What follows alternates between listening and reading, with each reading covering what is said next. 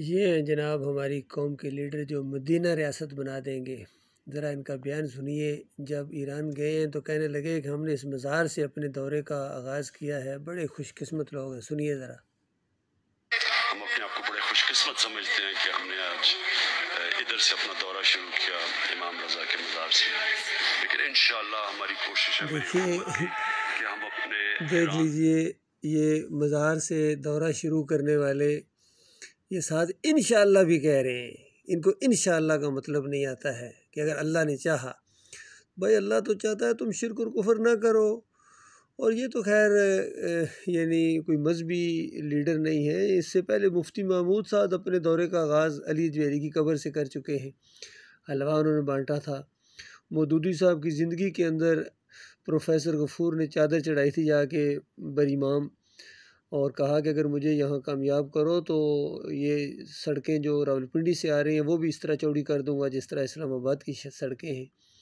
تو اللہ کے بندوں دیکھ لو، یہ سب اسی شرک کے اندر ڈوبے ہوئے ہیں۔ اسی وجہ سے آج ان کے اوپر ذلت اور خواری ہے، اور پوری دنیا میں ان کی جگ ہنسائی ہے، اور ان کے اوپر اللہ کے عذاب کے کوڑے برس رہے ہیں، کبھی مہنگائی کی صورت میں، کبھی افراتفری، جنگیں اور پارٹی بازی، لعن طعن، سیلاب، طوفانی بارشیں، اور کیا کچھ ان کے اوپر نہیں آ رہا ہے، لیکن یہ اللہ کی طرف واپس لوٹنے کے لیے تیار نہیں ہے۔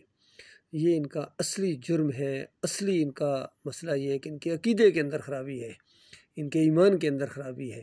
اسی وجہ سے گنج شکر کے مزار پر جا کر انہوں نے بیگم صاحبہ کے ساتھ وہاں جا کے ماتھے ٹیکے تھے، پھول چڑھائے تھے، اور جنتی دروازہ بھی دنیا کے اندر جو اصل میں جہنمی دروازہ ہے اس کے اندر سے گزرے ہیں۔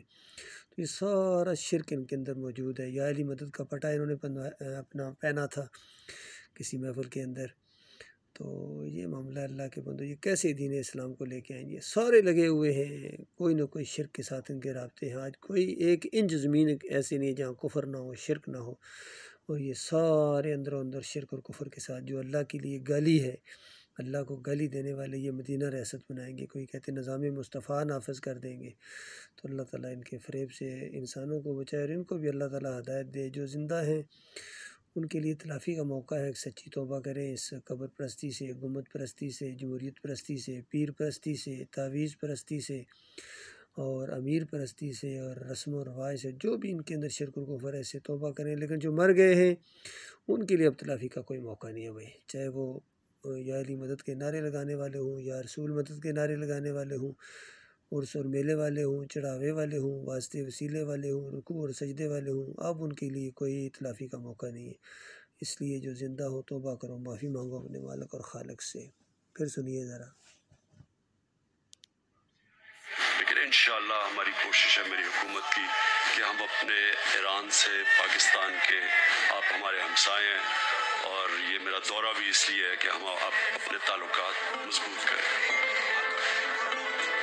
بہت شکریہ ادا کرتا ہوں جی اپنی ڈیلیگیشن کی طرف سے۔